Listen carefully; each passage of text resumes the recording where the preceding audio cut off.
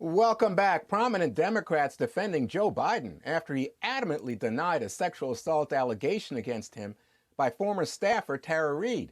Take a look. There's been so many investigations of the vice president. The most comprehensive investigation of the vice president was when he was vetted by Barack Obama in 2008. Barack Obama trusted Joe Biden. I trust Joe Biden. And just because you're a survivor doesn't mean that every claim is equal. It means we give them the ability to make their case and the other side as well, and then to make a judgment that is informed. I don't believe that it's consistent with the Joe Biden that I know, and I do believe Joe. Well, I mean, it's interesting that the people who are trying to fan this thing are the very people who support Donald Trump. Former top Obama advisor David Axelrod says the allegation of harassment never came up during the vetting process to select Biden as vice president in 2008. And now the New York Times is taking heat after suggesting the DNC investigate the Biden sexual assault claim.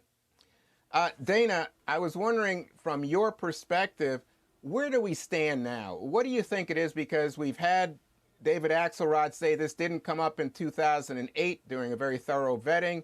We've had the denial last Friday from the vice president. Where do we stand now? Well, I think that you're seeing what's going to happen is that all the Democrats are going to coalesce behind Biden. I mentioned on Friday that if you didn't see over the weekend prominent Democrats start to distance themselves from Joe Biden, that meant there had been a collective agreement, maybe unspoken, maybe spoken somewhere, that they are just going to have to go for it, defend Joe Biden. And they came out with a couple of things, like asking the DNC to investigate Joe Biden would have been like asking Harvey Weinstein's movie company to investigate him.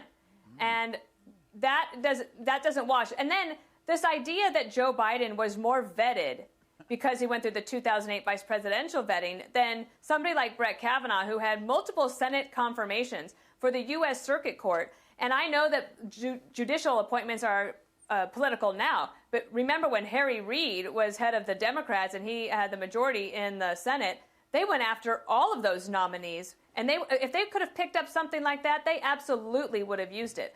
But this is also what I think. The Republicans are going to have to get used to the idea that the Democrats are not going to make this a huge issue. They don't mind being called hypocrites. They're going to grin, get through this, and within a week or two, they'll be moving on to something else. So, Jesse, picking up on Dana's point, has the whole charge now been effectively sort of denuded, or neutered, if you will, for President Trump? Or do you think there's any way he can use this politically? He'll use it.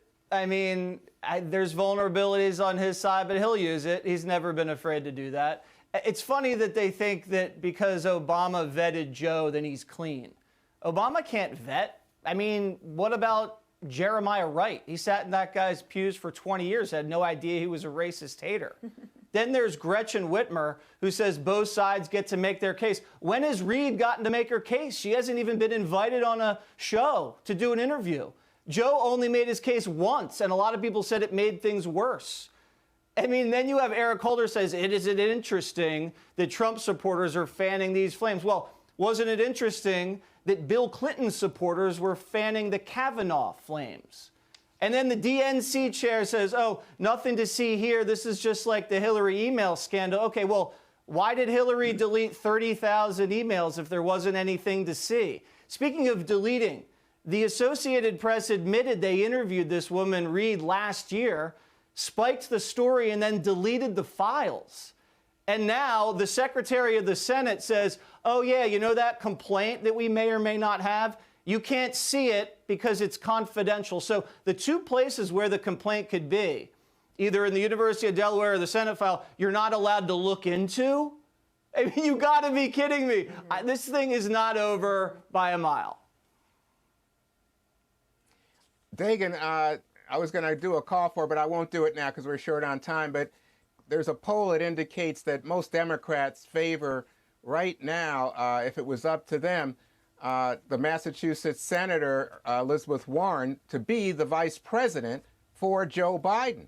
I wonder if you think all of these allegations, or this specific allegation, there's not a bunch, there's one allegation against Biden, is going to impact the way that he calculates who's going to be his VP choice. No, because he'd already settled on a woman, and whomever he picks is going to have to step up and defend it. But I assume that the media, who already feel kind of toasty and bubbly on the inside when they interview Joe Biden, will just start skipping this question. Because what in the more than 24 interviews that Biden did before Friday, after Tara Reade came out with her allegations of March 25th, he never even got asked about it. So I think that they will quickly pivot back to that. But it wasn't long ago that Joe Biden wasn't in favor of the accuser having a say in a sexual assault allegation, because he put pressure on universities and colleges in this country to basically remove those protections for the accused, and actually called, according to the Wall Street Journal editorial, called Education Secretary Betsy DeVos, when she tried to restore due process on college campuses, called her and her supporters cultural Neanderthals. That's worth mentioning. So, Greg, I come to you as a media master here. Tara Reade has not agreed to appear on talk shows. So what do you think that's about? And then how do you cover it if she's not coming back on television? I don't know. I mean, she did. Remember, this was put out by Glenn Greenwald's group. So these are not Republicans that are pushing this. This is actually progressives. I think, I saw a prominent Me Too lawyer, Lisa Bloom, did an open tweet to the accuser yesterday saying, hey, I believe you, Tara Reade, but I'm still supporting Joe Biden. And she even noted his handsy history of touching people. And basically what she was saying is it's nothing personal, it's political. And I thought how awful that was until I realized, holy crap, she's really honest. She's actually an honest liberal. She's saying, look, I know Joe Biden. She's doing the exact opposite of all the other Democrats. She's saying, I know he's guilty, but I'm still going to support him because I hate Trump.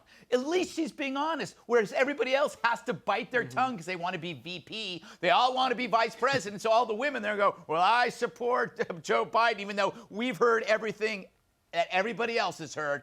Finally, we still haven't figured out how to deal with this stuff in general. Like, how do you fight this in the public square?